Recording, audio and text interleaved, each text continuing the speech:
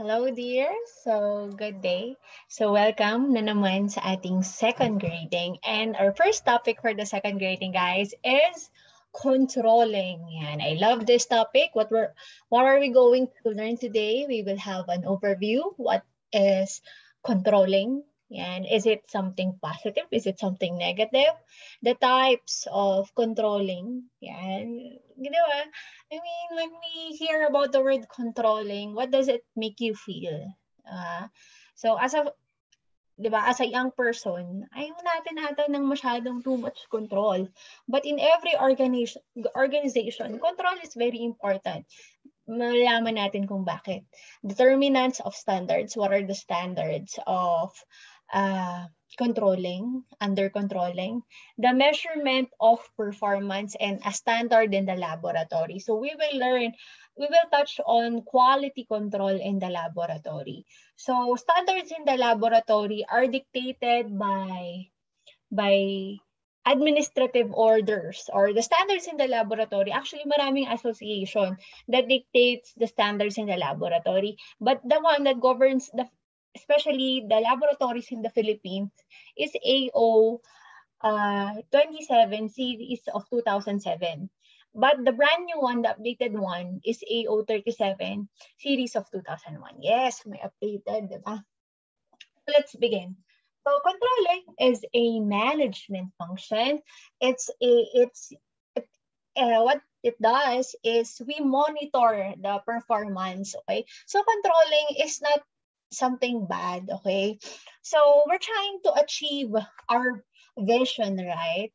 So our goals, and so that we would know if we are achieving our goals, correct, di ba? Is we have to monitor it day by day, hindi ba? So you have a goal. Example, you want to be in med school. Yan. I saw it in your FB profile. Future MD, future RMC, future MD. So now, and especially this day, assess, are all the things you are doing right now aligned to your goal? Yan, minsan nga yun yung sinasabi ko sa kapatid ko, ano naman ginagawa mo? Yan, is your choice today contributing to your goal? Diba? And taking action to ensure desired results. Yan. So, controlling is not just minamando mo sila, okay, do this, do that. But you're ensuring that what they're doing will align them to the results. Okay? So, kunyari, kung lumilihis na, oops, yan, dito ka na. Yan. So, that's how controlling is. Okay? It's guiding us, it's supervising us to make sure that we are on track. And to see to it that right things happen in the right ways at the right time. So, dapat tama yung what's happening, what are the actions, in a correct manner, at a timely manner. Okay? So, pag delayed, that's out of control, actually. Yan, pag delayed, pag mali yung process, there's error, there's something wrong, okay? We need to correct it. We need to take action. Yan. So, yan ang malalaman natin ngayong araw. So, the results of controlling. So, why do we have to control? Because it will ensure the overall direction of the individual and group are consistent. Yan. So imagine nga, like an organization is a boat. And as much as possible, the boat should be going in one direction, okay? So the captain, the crew, and are working together so that they would reach their destination. Yan. So the consistent yung ginagawa sa short term at saka long term plans, consistent, okay? Not inconsistent, okay? Everyone should be one so that they could achieve their goals easily. Diba? So if there is unity, they're working together, they could easily reach their goal. Okay? And next, guys, so we do it not only to reach our goal, but maintain compliance. Especially, example, it's a laboratory, a hospital, a food establishment or restaurant. Yeah. There should be compliance, okay? So to maintain your license, yan, example, in the laboratory, we have a license to operate LTO. Yan, so that we could maintain that, is we should comply to the standards of what was set by your HFSRB. Yan, health facilities, services, and yan, health facilities and services na bureau. Okay, nakalimutan ko yung R. Please research. Yan, CLSI, AABB sa blood banking, WHO, CDC, and ISO. So guys, these are accrediting organizations.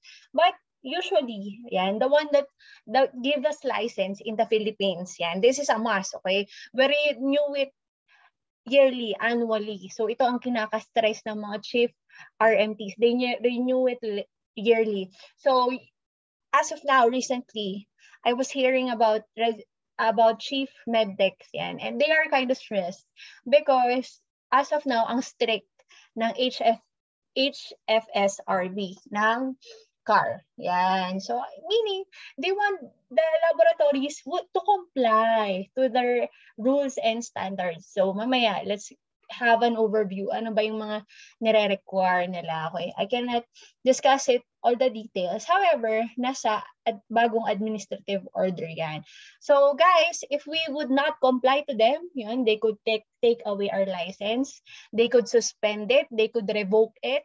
And they could penalize us, okay, if we're not following the standards. Example, there are news wherein medical waste, some hospitals are not managing their hospital waste properly. Yan. So they could be based on RAs that implements the proper management of waste, hindi mo sinunod yun.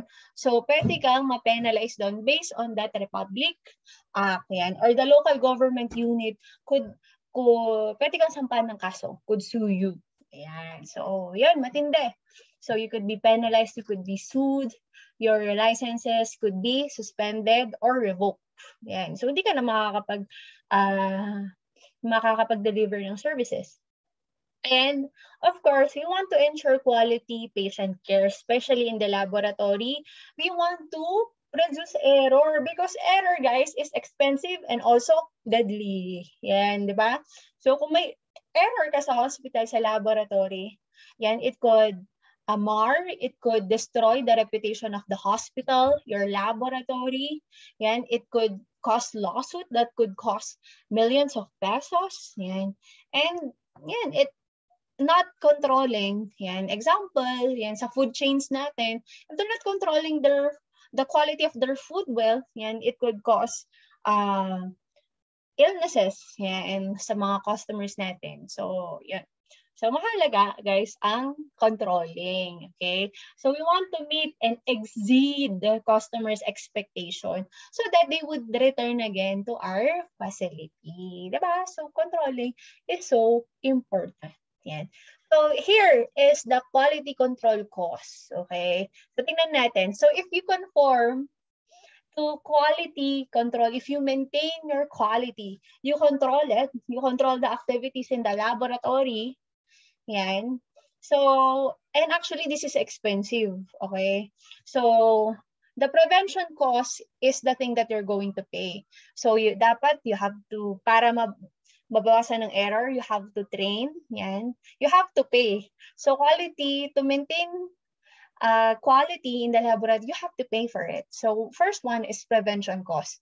So you train your medtechs, yan, to ensure that there would be lesser error. You train them to calibrate well their equipments, to monitor them, yan. Kasi, guys, talagang napahalaga ng equipments in our work, okay? So, kung papala yung equipment natin, papala yung result natin, okay? And maintenance. What else? Appraisal cost. So, we could call on consultants. We could call on higher quality control officers. Dapat kailangan na to eh. Yan, for inspection and quality control. We join external quality assurance programs. So, mamaya pag-usapan natin yan. We join them, we participate. Yan. So, we compare our results to the results of the other laboratories. Yan, kung at par ba yung results natin. Yan. And cost of non-conformance. So what if you will not invest on controlling or quality control? So internal failure costs. So what could be the result if you're not controlling the activities in the laboratory? There could be scrap, there could be wastage, rework, repeat runs, yan. So you're wasting effort, you're wasting time, you're wasting resources, sayang, ang rami na sayang if we are not conforming. And external failure costs, they could be complaints, services, repeat requests, yan, you would do reruns rin. So it's expensive to not conform to quality. Yan. So if you're not properly managing what's happening in the laboratory, it's more costly. Okay. So what are the best controls? Yeah. So what are the actions? How do we control? Yan, management nga. So your control should be strategic and results oriented. Okay. So we're controlling not because of just power play. We are exercising our authority. Okay, but we control because we want to be strategic, results-oriented. It's understandable. It is well communicated to all the people. Naiintindihan na rin nila. So therefore, kailangan mo rin sila i-train. It should encourage self-control. Yeah. So the employees is not just doing whatever they want, especially in the laboratory. Yeah. But class, if it's a creative type of work, then they could do whatever they want. They want to be creative. Pero class sa laboratory, there's really little room for creativity unless you want to really, kunyari, innovate how you deliver your service. But other than the process, yan, hindi pwedeng maging creative yun na, no shortcuts. Timely, positive in nature, fair and objective and flexible. Yan. Okay. So the control process, yan, we have 4 steps. You have to establish the standards, measure the actual performance, comparison of actual performance to the standard. So you have to have a basis and take corrective action. Parang naulit. So, yun. Mamaya. So, balikan natin siya. So, the types of control is, first is feed-forward control. You anticipate problems before they occur. So, this is a type of control which is preventative. Yan, you anticipate. So, what are the ways to control it? Yan, corrective action to be taken in advance of the problem. So, example is promoting training, yan, calibrating, buying control materials, yan, control reagents. I'll talk about that later. So we invest on control materials in the laboratory. We invest on a quality control officer because we want to anticipate problems before they occur. Example, if there is a machine breakdown in the laboratory, at least, so saan tayo kukuha ng machine? Would we order one? No, we have a memorandum of agreement with other laboratories. Kunyari. Example is BGH. It's a big hospital. It has memorandum of agreements to other laboratories where they will send the specimens if in case an equipment broke down. Okay, so this, you anticipate problems before they occur. Yan. So training, example, creating memorandum of agreements with other laboratories in case of breakdown or you are already overwhelmed with specimens. Yan. So, yan, you do it. This type of control you do in advance. Wow, advance mag-isip. And next, guys, is concurrent control. So, these are types of control that you do presently in real time. Yan. So, you do it as you go. Example, and set of procedures implemented to monitor project execution in order to find and solve the problems or potential problems in a timely manner.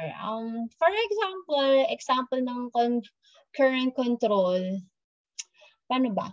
Example is every morning, yan, we process a control material. Okay? Every morning, nagpa-process tayo ng control. If when you say a control, it's a specimen with known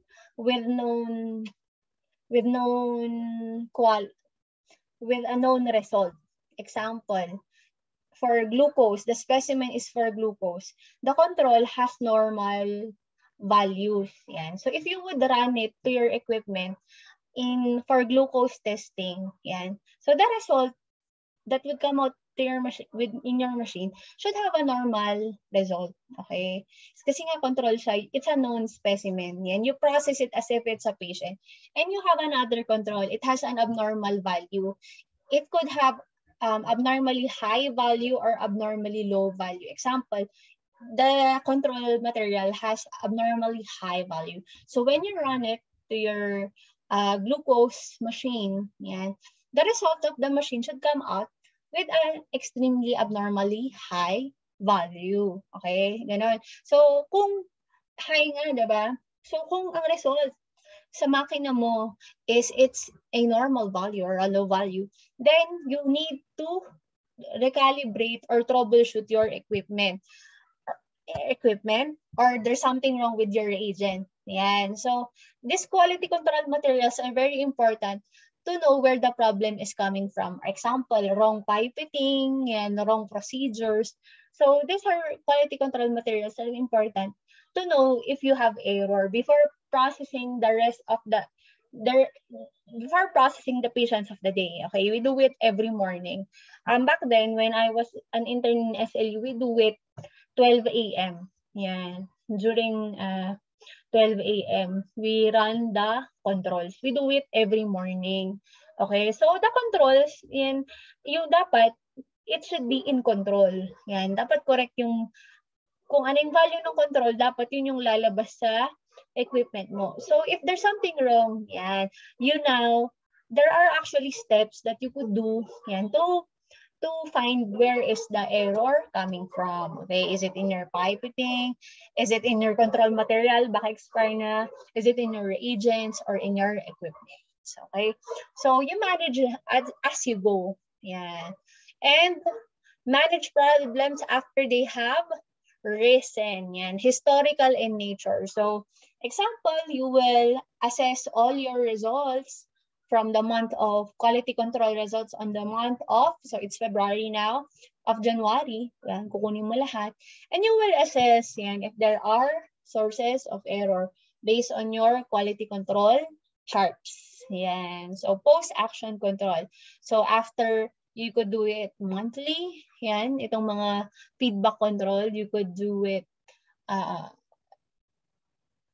quarterly, semi-annually, and annually. Yan. So, feedback allows managers to use past performance information in line with plan objectives. Example, kunyari, you look at your inventory, yan, based on history, the peak months of laboratory tests are usually June, July, yan, because these are rainy days, yan, August, and you're expecting high amount of cases of dengue.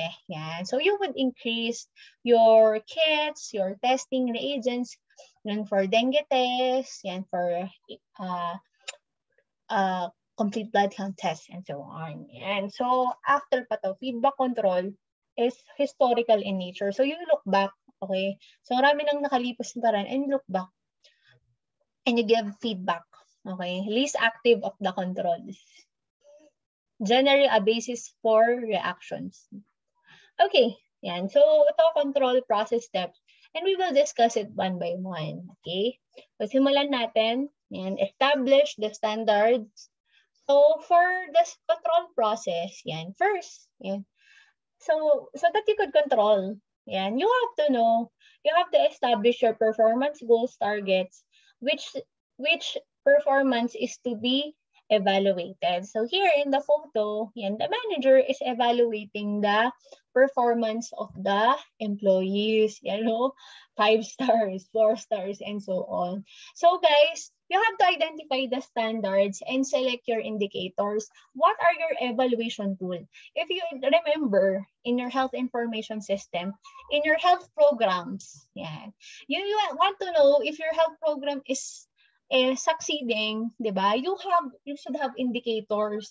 Yung mga set of goals that your checklist, okay? Number of TB patients tested. Yan. 50. Yan, we achieved 50%.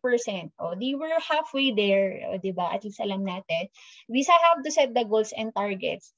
And what are the expectations? Okay? So, una, you have to have a target. Okay? You have to have a standard. So, we have input standards. Unahin ko to. So the amount of effort that goes into a performance, the resources that goes into a laboratory test. So kailangan ng the time that the medtech will have a duty, the reagents, 'di ba? Yung mga specimen collection. So those are input standards, mga resources that goes into a performance of a laboratory test, and output. Yan. So output mo, yung performance mo. So, how many laboratory tests have you performed? Were there errors that were incurred during the testing and so on? Sige, bigyan natin ng example. So, input standard. So, resources that were spent in doing the activities. So, the money spent on equipments, guys, millions. Millions or 100,000 ang equipment sa laboratory. The number of employee hours that they have worked. The number of vehicles that were used. These are just example. The cost of the facility, if the facility is just renting, especially if it's a freestanding laboratory. Total operating expenditures. Yan, the amount. Of course, laboratory is a business. So you have to account how much is the laboratory spending with the aircon, because the equipments could get really hot. So dapat naka-aircon ng isang room. Number of full-time employees, of course, kailangan bigyan ng SSS, pag-ibig, and benefits itong mga employees mo. And output standards, how many results have you processed, the people you have trained, the number of equipment that calibrated, the cases managed, and so on. Yan. So those are your standards. Those are your sample indicators, okay? So example, sa laboratory, di ba, naalala naman natin, we have 3 phases. Yan. So example is we could measure how many unsuitable samples came into the laboratory. That could be our indicator. Okay. Siyempre, ang target natin dapat, di ba, mababa lang. Mababa lang ang dumating na unsuitable samples. Okay. Na mga hemolyzed, clotted, and so on. And misidentified errors. Yan. In the request. So, there is misidentification, there is clerical error. As much as possible, syempre, less itong mga error na to. Okay? So, yung mga indicator natin, pwedeng mga errors. Okay? So, analytical phase, unacceptable performance in its external quality assurance program. Yan. So, dapat syempre acceptable or exemplary performance in external quality assurance. So when we say external quality assurance, guys, we participate yan in a quality assurance by a national reference laboratory. Example, I want to be specific. Example, SACL, SACCL. In San Lazaro Hospital. So this reference laboratory, guys, are the one that standardizes the test on HIV, hepatitis B, and so on. Okay? So what they do is those laboratories who participates, yan, they will pay a certain fee. Tapos this NRL, this SACL, will send a known serum sample to all different laboratories. Okay, they will send a known serum sample to all the laboratories in the Philippines which will participate. Okay, and all the laboratories will run it as if it is a patient sample, and the results we will send it back to SACL. Okay, and after a certain period of time, baka a month or 2 or 3 months later, they will release the result. Okay, tapos they will tell you if you did satisfactory, if your results were exemplary, or you have poor results. Mali yung binigay mong results sa kanila. Okay, so if you have an acceptable performance, that's a red flag. Okay, yan. So, hindi ko alam kung may sanctions specifically, but that's a red flag. I think they would endorse you to DOH. Okay, because hindi ka pasok sa external quality assurance program. Okay, next is test with inappropriate internal quality control. I told you that this internal quality control naman, we do it every day, okay, before every morning. So internal, you do it within the laboratory. Quality control checks that we perform in the laboratory to ensure that before processing our patients for the day, dapat in control tayo. So we use our quality control materials. So, pag inappropriate, hindi ka dapat pwedeng mag-run ng patient sample, okay? Until you find where the error is coming from, okay? And post-analytical phase, yan. So, incorrect reports issued, yan, or wrong name, or no e-signature, and inappropriate turnaround time. So, late mo na bigay sa nurse or sa doctor yung result, yan. Or there are different turnaround time, especially if it's an emergency case or critical yung result, ibig sabihin extremely high or extremely low, that the result points to a very an emergency case, example heart attack, ganun. Kailangan pag may critical value, kailangan i-report kasi agad. So yun, turnaround time. It's an important area of quality control, okay? So we measure your actual performance, yan. So we measure, so we should have a formula. Correct, di ba? There should be a specific number. So, and we compare the actual performance with a standard. And bigyan ko kayo ng example, okay? Mamaya. So evaluate, so we compare it, and we evaluate the results, yan. So we measure it to a standard. So kung lumabas sa standard, example, yung mga normal ranges natin or normal values, hindi ba pag lumampas sa normal ranges or normal values, it's clinically significant, di ba? Usually, kunyari, ang mataas na result natin is troponin I. Yan. So if you have our troponin T, so this test, guys, if this is increased, it points to myocardial infarction. So increased siya. So dito rin, pag in-evaluate natin yung results natin, if it's increased, yan, so there's a significant error, diba? So you need to analyze if there are deviations in the normal results. Yan. So then the manager should determine why the standards were met. Oh, kunyari, ang quota niyong pasyente for the month of January is like, kunyari, marami dapat like 30 patients per day. And multiply nga natin. So 30 patients per day. Oh. So times 30 days example. So about kunyari mga 1,000 patients for the month of January. Yan. And the managers will say, oh, bakit we didn't meet our quota for something like that.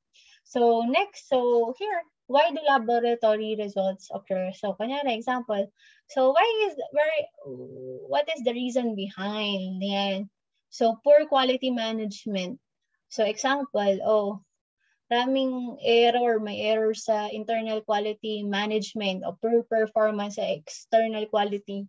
So example, the reason may be understaff or lack of training. Yan, ang raming maling dumadating na results. Yan, inadequate attention to detail. Kunyari, poor sample control. O ang raming hemolyzed na patient. Poor results verification o ang raming problema lang. Ang raming pinabalik na results. Yan, may mga errors daw. Lack of quality control and assessment, non-validated tests, and time pressures, and poor workload management. So if there are after evaluation, yan. So the manager should find the root cause of these problems and take corrective action. Okay? Huwag hahayaan yung error. Okay? So, control is good for us. Okay? Talaga. Example, ito maganda to. So, here are examples of quality control indicators in the laboratory. Example, sample rejection rate. What I like about this is that it's very specific, okay? Example, sample rejection rate. Based on the journal where I found this, less than 2% lang dapat ang sample rejection rate. That's our normal reference range, okay? So, yan. So if it's more than 2% yung sample rejection rate mo, ang raming nare-reject na samples, it could indicate experience in the compliance of staff. Okay, they are not that experienced in collecting samples. Kasi guys, hindi lang medtech ang nagko-collect ng samples, especially kunyari urine, stool, perhaps hindi okay yung pag-instruct natin, pag-communicate natin. So nasasayang yung oras, nasayang yung sample collection bottle. So how do we compute it? And so my calculation, number of sample rejected times 100 over the total number of samples received in a month. Okay? So, kunyari, yun nga, meron receive tayong 1,000 samples. Yan. So, out of 1,000, meron tayong na-reject na 10. Divided by 1,000, yan, times 100. So, 1%. So, kunyari sa 1,000 samples, 10 lang ang na-reject, 1%, you're in control. Okay? So, okay pa. Okay pa yung performance ng mga staff natin. So, out of 1,000, medyo naging 50. And natin 50 divided by 1,000 times 100. So 5% na yung rejection rate. So there's something wrong with your pre-analytical and may something wrong with effectiveness, efficiency, safety. So kunyari, so January 5%. So the manager's goal, okay guys, may incentive kayo. Pag napababa nyo ng 4% yung rejection rate natin, may bonus kayo. Diba? Parang ganun, guys. Meron lang mag-control. Okay, next. Sample redo rate. And the capacity to do delta checks. Okay, we do redo. Yan, ginagawa ulit yung results kasi perhaps na-check ng physician na hindi nagmamatch yung previous results, yung current results ng patient tsaka yung previous result na example. The patient is a dialysis patient. So therefore, dapat yung kidney results niya, kidney test results niya is high, okay? Or it shows kidney disease, okay? It should reflect, the test result should reflect kidney disease. However, yan, the medtech did not check the current results and the previous results, we call it a delta check. Then, yan, the doctor said, I think what you process, the sample that you process is not from the patient. Yan. Or I think you processed the wrong sample because the results show does not reflect the previous result of the patient. Yeah. So, yun, wrong sample, collect wrong pre-analytical error, wrong history provided, technical issues, wrong entry. Yan. So, cases where a repeat fresh sample was asked. So, pag tinanong na nung doctor, recollect nga kayo, parang di ako alangan ako dito sa result nyo. Over clinical correlational, number of redo times 100 over the total number of samples received in a month. So, yung redo nyo dapat, so mga dapat 10 lang. Okay? So, yun. Ganun. And turnaround time. So, there's no calculation but we use the information system. Siya nagsasabi ng time. Ito, IQC, internal quality control rate failure. So, number of failed run over the total IQC run in a month. So, usually, dapat ang internal quality control, sabihin na natin, kunyari sa isang makina, it should be 30 times, once a day. Yan. So, example, you failed the internal quality control 3 times. So, 3, 10% agad yun na. Divided by 30 times 100. 3 divided by 30 times 100. Yan, 10% nga. So, kung 30 times ka lang, so that's a big percentage. I don't know what's the normal values with IQC failure rate. Dapat ata 0. So far, hindi ko pa na-try. mag-fail ang IQC sa hospital. Yan. So, ayan. Okay. So those are sample indicators. So that's how specific it is. Okay, the sample rejection rate, sample redo rate, and so on. So internal quality procedures, yan, that's what naunahan ko na. So we do it in a daily basis. So it is our basis, yan, in the decision to accept or reject the results of the patient sample and enable the lab to describe and monitor the quality of work. So internal quality control, yun nga, is we do it every morning and before running the sample of the patients, okay? We have to run the control first, the control materials, to ensure the proper functioning of the equipment, the stability of reagents, and the temperature, okay?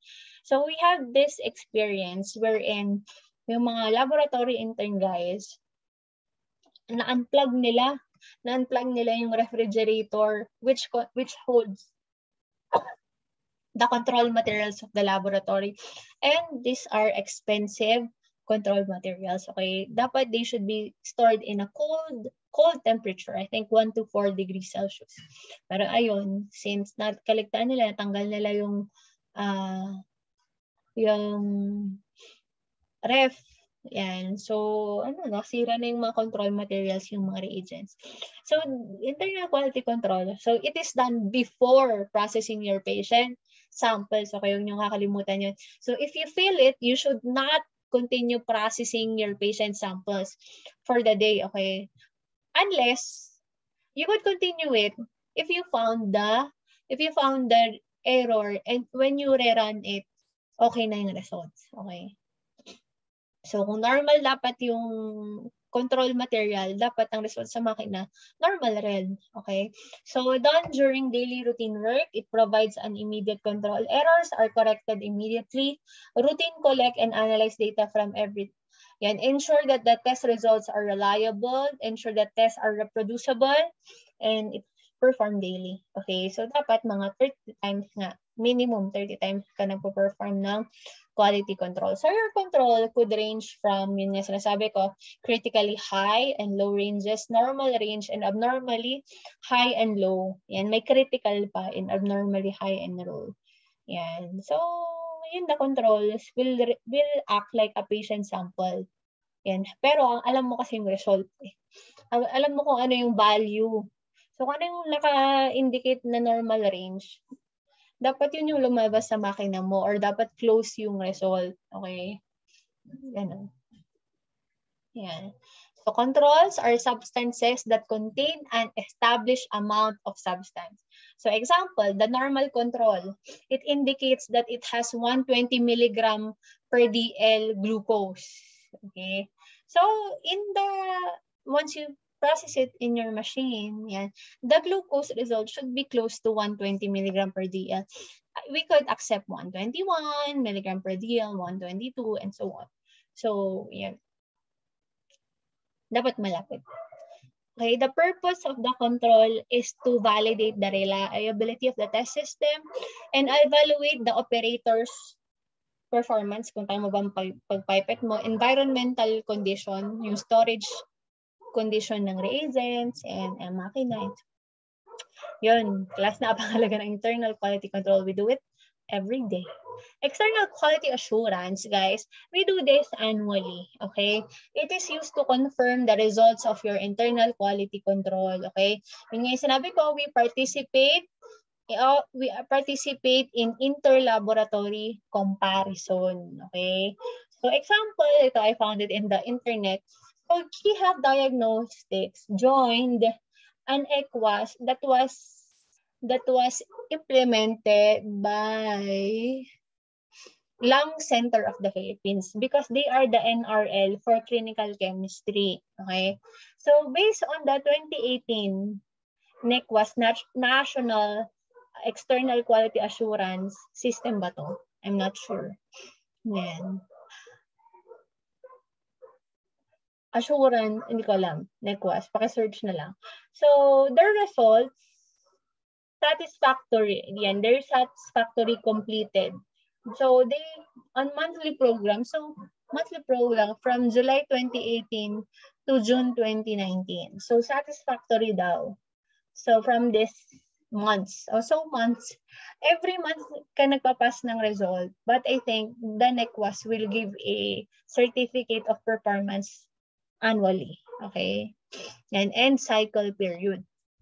So, yung key health diagnostic, so this could be a bragging right, okay? Since sumali sila doon, satisfactory naman daw yung result nila. Sabi na lang center. So, they are the NRL for clinical chemistry. What else? So, at HACL, yan, ito, San Lazaro Hospital, STDH Cooperative Central Laboratory. This is the NRL for HIV testing, okay?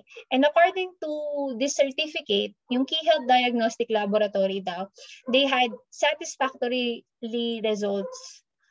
So, nung tinest nila yung unknown sample na sinend ng NRL na to, satisfactory yung result nila sa HIV, excellent sa HBV, hepatitis B, HCV, hepatitis C, and syphilis. Excellent yung results nila.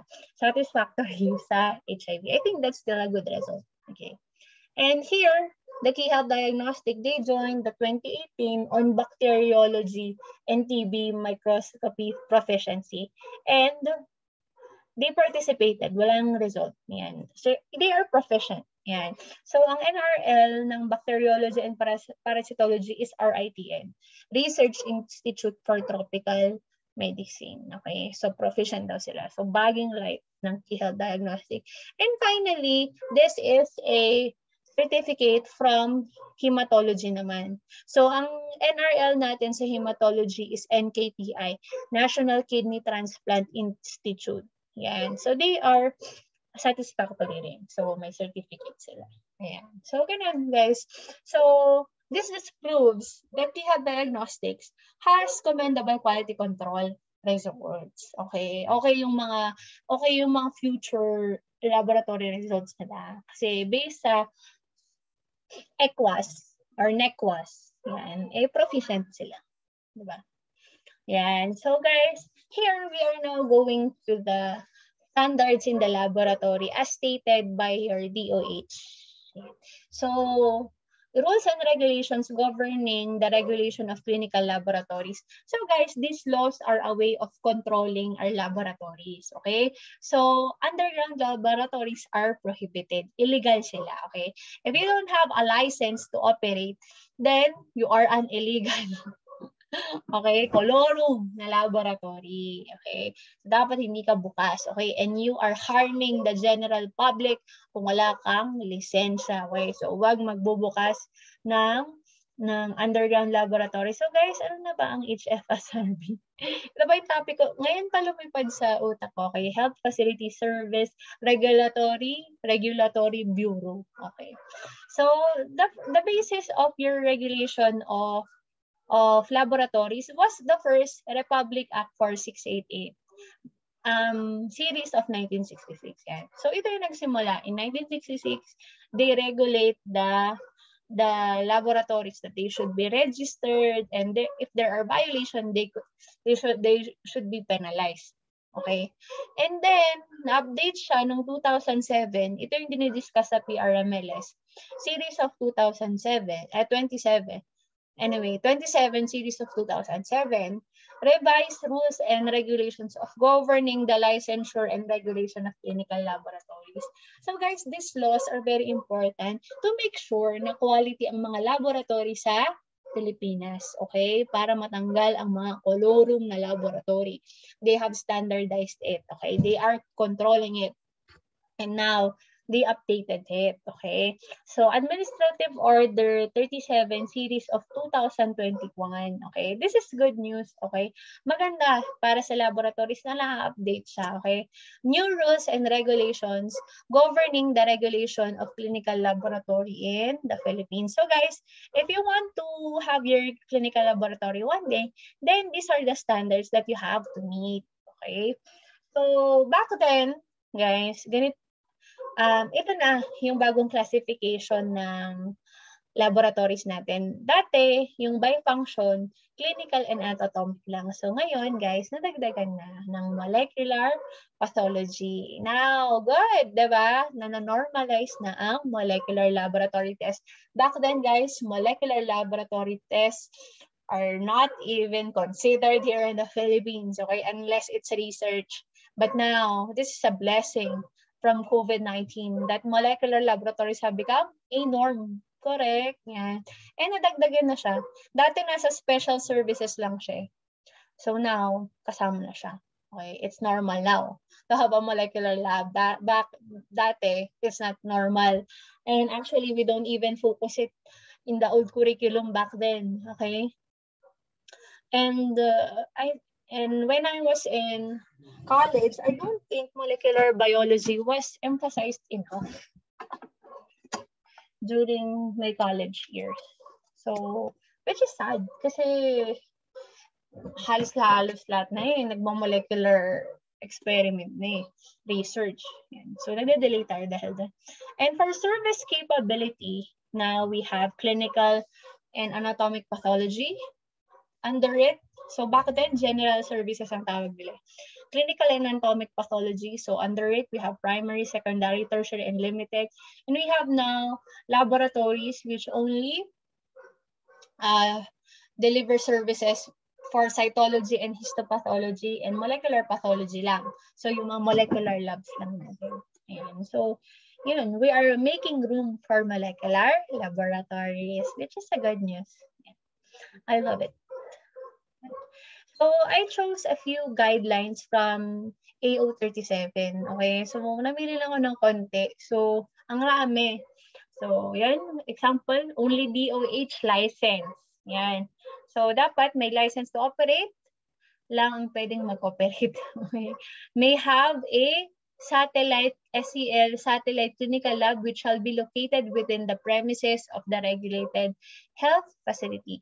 So satellite clinical laboratories, it should not be far away from the health facility but located within the facility. Example, big laboratories like BJH. Yan. Meron silang satellite clinical lab in the emergency department or emergency room. A CL shall have secure DOH license to operate prior to its operation. So, dapat bago mag-operate, bago mag-open, dapat may license to operate, okay? And comply with the minimum regulatory standards and requirements at all times, okay? So, hindi lang every Monday, MWF, dapat at all, every day. Nagpo-perform ng internal quality control, nagjo-join ng ECOS, and so on. Yan, unit or section of health facilities performing diagnostic clinical laboratory tests, such as, but not limited to, arterial, ito, in-acknowledge na sa batas na to, itong mga arterial blood gas, trabaho rin natin. Kasi, yun, wala to dati sa AO27. AO27, yan. Radioimmunoassays, yan, sa mga nuclear lab naman to ewan ko sana, yun, inisip ko, they are trying to amend this And I hope they also place nuclear laboratories because medtechs are the one who is in duty in nuclear lab. Yan, specific antigen PSA shall be under the DOH license clinical lab. So the head of clinical lab is a board-certified pathologist. And so far, there's no exemption. Dapat board-certified pathologist, hindi lang newly graduate doctor or nag-train lang. Dapat pathologist talaga. And there shall be an adequate number of personnel. Naku, napaka-big nitong adequate talaga na to. Okay. So, yun, I want to, namili lang ako ng elaborate ko. Ito, classification by service capability. So, example, guys, so pag primary lab, dapat alam na to we have secondary lab services, tertiary laboratory. So, pag primary lab, yan. So, these are the minimum services capacity. So, pag secondary lab, available yung primary lab services, plus yung under dito sa column na to. And tertiary, so andito sa tertiary, yung mga services from the primary and the secondary plus may mga additional pang bonus, okay? And limited services. So pag limited services, 1 or 2 specialized tests lang sila. So, hormones, testing, trace metals, tumor markers, allergy panels, cat-to-cats for schistosomiasis. Ang common pala ng schistosomiasis sa Pilipinas talaga. Yan, malarial smear, slit skin smear. Yan, leprosy. Yan, you could watch in YouTube how they perform slit skin. They slit the skin. Yan, and RPR for syphilis or rapid plasma rheaging. Okay, yun, nakalimutan yun. Okay, example. Simulan natin. In clinical microscopy, so in primary, secondary, tertiary, dapat available to. Okay, dapat may urinalysis, fecalysis, fecal occult blood testing. Yan. So, mga blood that you cannot see, kaya ang occult, hidden, fecal occult blood test, pregnancy test, wet smear for trichomonas. Yan. So, kasama pala yan sa primary test. At sa clinical microscopy pala yun. Di ba trichomonas is a parasite? But it's found in the urine usually. Hematology. So in the primary laboratories, dapat may CBC, complete with the hematocrit and hemoglobin, RBC count, WBC count, differential count, and platelet count. Yan. So qualitative and quantitative. Yan. So dati, parang ini-indicate pa nila kung hospital-based. But here, freestanding and hospital-based, dapat meron na nito. Okay? So, yun yung update. So, pag secondary labs, dati, itong coagulation studies, nasa tertiary lang siya. But when I was working in a secondary lab, actually, yung coagulation studies, nasa secondary lab na yun. So, nirevise nila. Yan. So, yung batas naman natin, it's very flexible, guys. It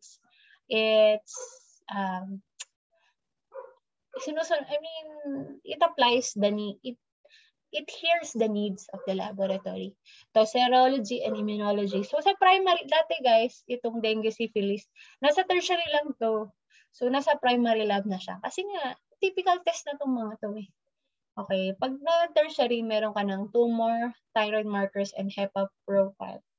Okay, microbiology, in a government facility, meron ng TB or direct sputum, smear, microscopy, and nucleic acid sa government facilities. Yan.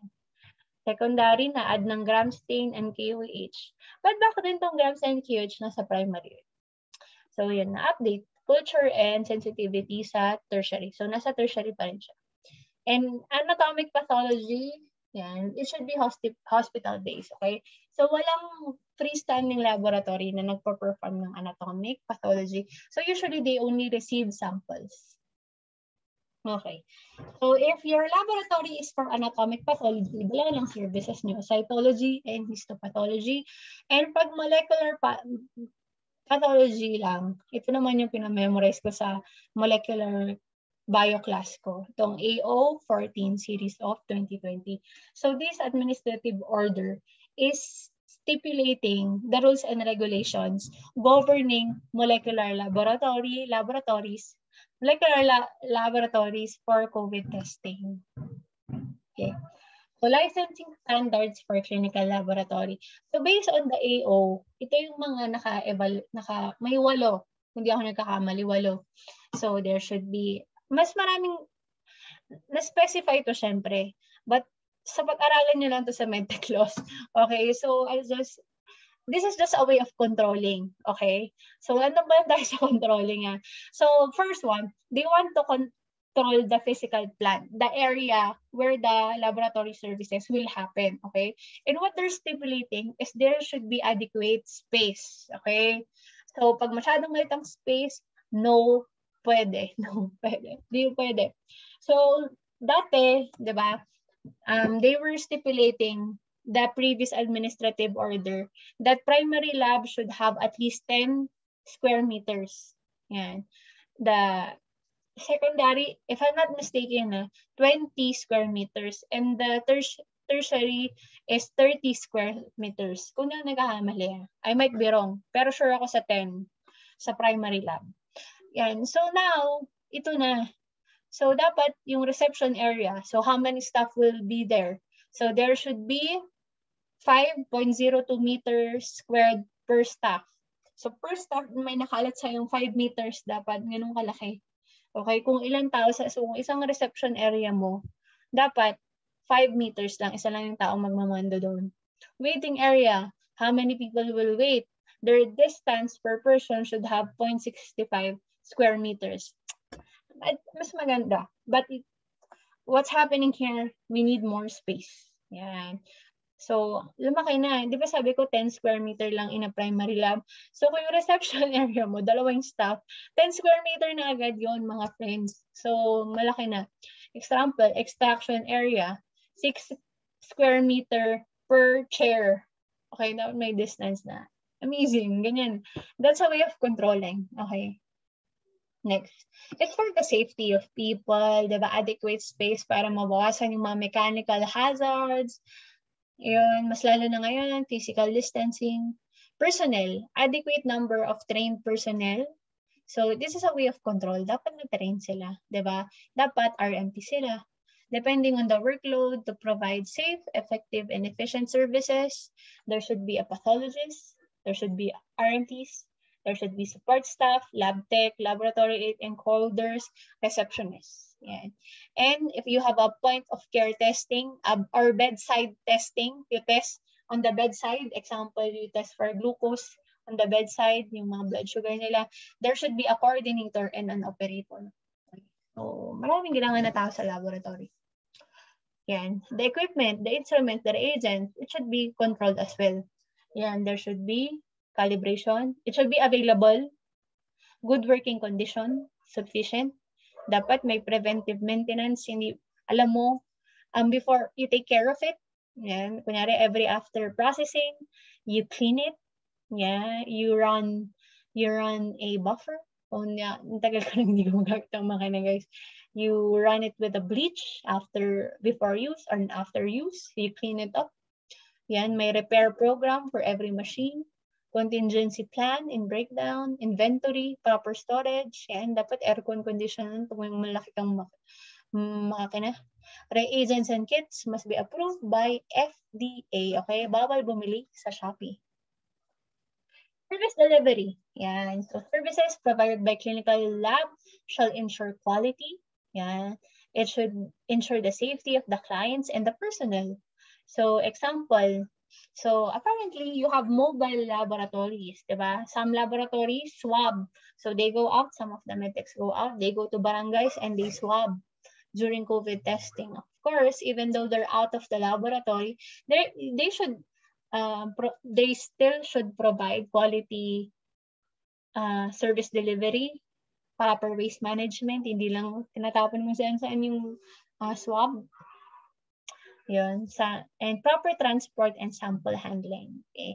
So you have to store it in a proper temperature. So dapat if I'm not mistaken, dapat nasa cool temperature 2 to 8 degrees Celsius pag sample storage ng COVID samples. Yan. Ng oropharyngeal swab or nasopharyngeal swab. Yan, or 2 to 4. Yan, actually ako na rin nalilito kasi pag nagbapang multiple choice ako, iniiba-iba ko yung range. Tuloy, nakakalimutan ko na rin. So around that temperature, yan, or 1 to 4 or something like that. Yan, dapat cool. Information management. Every clinical lab shall maintain and they should have dapat merong information system. And guys, laboratory information systems are expensive. Okay, but you know, that's the standard right now. Okay, dapat requirement na to. Okay, so to maintain the confidentiality of records, the use of e-signature, syempre pag wala yung pathologist or yung medtech, or meron naman sila usually, pero yun, usually e-signature na. How they report the results, the workload, the quality control, they all recorded in your information management, your inventory, your work schedule. Yan lahat. Your communications, your memorandum memos in the hospital. Lahat yan. Nasa information management. Yan. So in the government hospital, I-home is yung madalas na ginagamit. Sa BGH, alam ko, I-home is. Yan. Hospital management information system for government hospital. And quality improvement. So every day we perform internal quality assurance program and we join external quality assurance program. So these are quality control materials. Yan. So parte to, mga required to. So there should be memorandum of agreement with other referral facility. Yan. So just in case that there is machine breakdown, ganyan. Or kunyari, you're just a secondary lab. And if someone went to your laboratory and they are needing tertiary laboratory services, you could have a memorandum of agreement to a tertiary laboratory. And environmental management. So proper waste management, guys. We promote biosafety. We ensure the safety of the personnel, of the environment, biosecurity, infection control. So guys, dapat para ma-license ng laboratory, maayos itong mga to. Okay, itong 8 to. Okay, so yun nga. Yung mga news ngayon, Feb 2, 2002. Huge volumes of COVID-19 hospital waste threaten health. Mind your medical waste. DOH warns hospitals, local governments. Diba?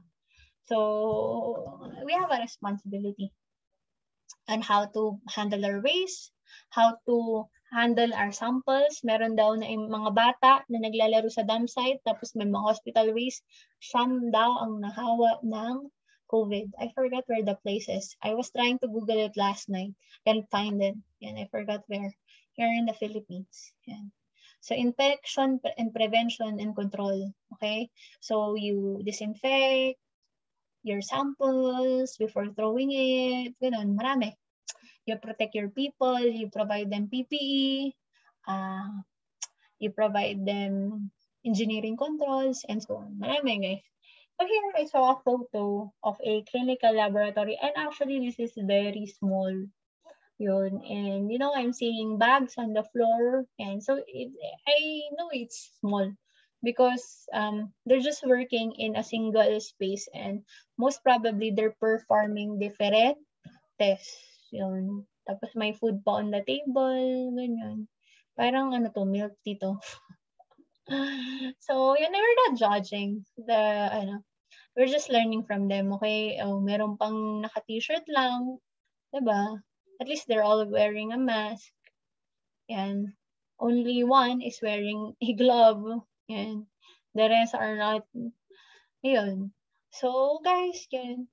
Proper management of physical plant to. Yan. The planning, proper planning, floor plan of your laboratory. Yun. Yan. Medyo nag-caught rin attention ko. Itong lalagyan nila ng distilled water. Yun ba, pag ibunuhan to, hopefully distilled water talaga to, hindi mineral water. Yan. So, yes, we're just having, this is an example of a laboratory. I think this is secondary laboratory. Yan, maliit. And actually, I tried working on a small secondary laboratory.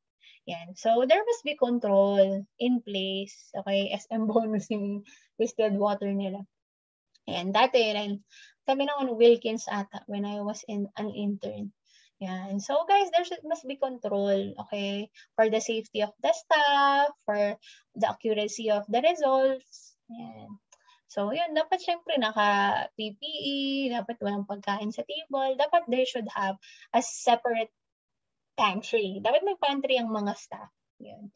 So guys, that's it for the day. Yan, that's the end of our lesson. Thank you for listening. I'll see you again. Bye-bye.